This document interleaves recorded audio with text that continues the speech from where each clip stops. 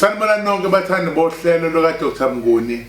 Ngiyaxolisa kakhulu bafowethu siba ku live njalo uma kulesithathu ngikusungulile lokho hleze ngikwenza. Ngiyacela ukuthi namhlanje ngithathise na ivideo engicela niyilalele ngoba ngibusy angikho ngisemanguza kunesimo esikhona kodwa ngithe angalezi iphutha kube khona umyalezo enginikeza wona. Lana ke kunenduku engifisa ukuthi sikhulume ngayo. Kunenduku engifisa ukuthi sonke sithi kuyibongisana lenduku lena okuthiwa amakhosi kaNcamase. Sasizwa ke njalo kuthiwa kukhona amakhosi kaNcamase singazi ukuthi yileyo. Cha, umuthi lowo owusebenziswa obabamkhulu okuthiwa amakhosi kaNcamase okuwumuthi wenhlanhla, okuyimuthi wedlozi, okuwumuthi wobukhosi, okuwukuthi uma uthole lo muthi okuthiwa amakhosi kaNcamase bengahamba beye koMozambique, behambe beyekuphi beyoGhana, beyoKongo, Nigeria, bethi bayofuna imithi, wena uyihlalele nje ngoba wena uphethe amakhosi kaNcamase. Amakhosi kaNcamase awatholakali kude, atholakala khona la.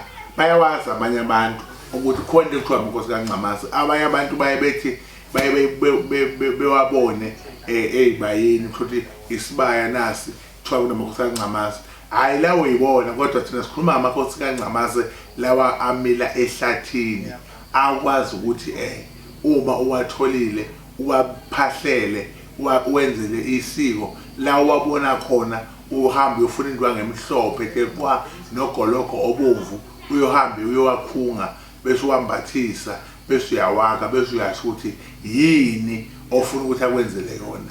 Uyawaka ubuya nawo uzothi amakhosi kaNcamase mina ngiyinyanga, ngifuna ukuthi manginikhipha ngininikeza abantu basizakala.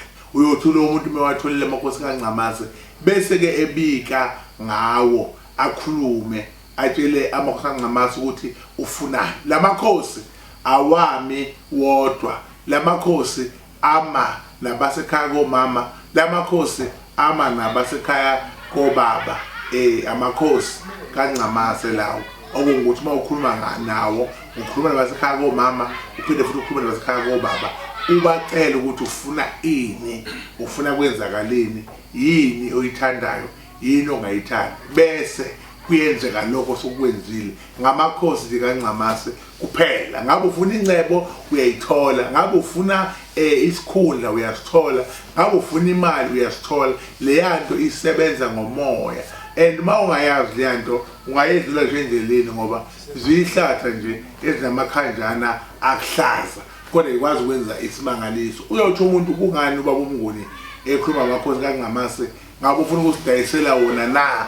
Ngoba abantu abaningi esingena nabo ku-YouTube babekhuluma ngezinto basuke befuna ukuyidayisa, hayi ngoba mhlawumbe benikeza ulwazi basuke ukuyidayisa. Cha, ngizothi mina kuyenzeka ukuthi wazana umbethe, kuyenzeka futhi wena uyikhosi, kuyenzeka wena wazana ufumbethe unika abantu abakini kodwa abazwani nemithi. Futhi noma bezwana nemithi abawathandi amafutha okuyiwona wona mhlambe afakwe emthini. Manje mawusithinta amakhosi kaNcamase ilaba jabula khona ngoba phela into enkulu isihlanga lesamakhosi okwazi ke manje ukuthi ukhulume naso, ubike makhosi, ukwazi ukuthi ubike ke manje konke osukufuna bese kuyenzeka ngoba izalukazi ezindala kwa imidle isemahlathini kudala. Thola kunesihlahla esikhona samakhosi kaNcamase la ikhakiwa khona, kuyokhulunywa khona, kuyocelwa khona, kubuye kuzohlalwa phansi ngoba kwazi ukuthi uma kukhulunywe lapha amakhosi kaNcamase umsamo omuhle lo okuyinto ukuthi wena ma ususetshezwa ngaleyo nto, hayi ke into zakusezobele esimeni abantu abadala sebezovuma ukuthi lento ifunayo yenze ngoba khona izinto engenzeki kuwe abantu abadala bayivalile, khona engenzeki kuwe umuntu othile wakubopha, khona engenzeki kuwe isimo sekhaya ozalwa kulo edala inkinga. Manje akekho umuntu ongayihlonipha inkosi.